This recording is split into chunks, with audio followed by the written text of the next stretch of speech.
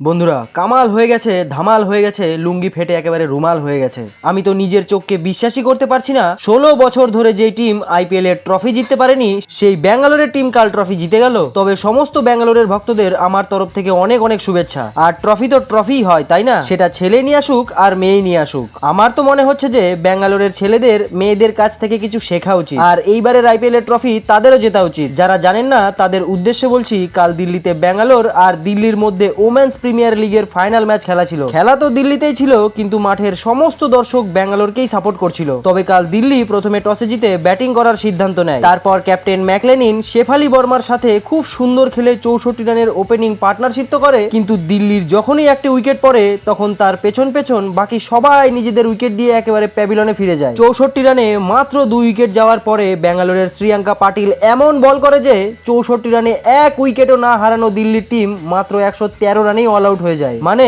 মাত্র 49 রানে 10 উইকেট হারিয়ে ফেলে দিল্লি। দেখুন, টোটাল রান তো দিল্লির অনেক কম ছিল, কিন্তু সামনে আবার ব্যাঙ্গালোরের মতো টিমও ছিল। কিন্তু ব্যাঙ্গালোরের এলিস প্যারি শেষ পর্যন্ত নট আউট থেকে ব্যাঙ্গালোরকে জিতিয়েই ছাড়ে। এলিস প্যারিকে বল দিলে উইকেট নিয়ে নেয়, ফিল্ডিং দিলে ভালো ক্যাচ ধরে, আবার ব্যাটিং দিলে পিটিয়ে রানও করে দেয়। কিন্তু আপনারা কি জানেন, এলিস প্যারি অস্ট্রেলিয়ার তরফ থেকে ফুটবল বিশ্বকাপও খেলেছে, আবার গোলও করেছে। তবে কাল এলিস প্যারি 35 রান করে দিল্লির মাথা গোল করে ব্যাঙ্গালোরকে জিতিয়ে দেয় ট্রফি। ব্যাঙ্গালোরের টিম ওমেন্স প্রিমিয়ার লিগের ফাইনাল ম্যাচ তো জিতে গেল, কিন্তু 4 দিন পর আইপিএল এ চেন্নাইয়ের সাথে ব্যাঙ্গালোরের ছেলেদের খেলা আছে। সেখানে কি ব্যাঙ্গালোর ম্যাচ জিততে পারবে? আপনাদের কি মনে হয় বন্ধুরা? নিচে কমেন্ট করে অবশ্যই জানাবেন। তবে ব্যাঙ্গালোরের ছেলেরা 16 বছর ধরে যেই কাজটা করতে পারেনি, ব্যাঙ্গালোরের মেয়েরা সেটা মাত্র 2 বছরেই করে দিল।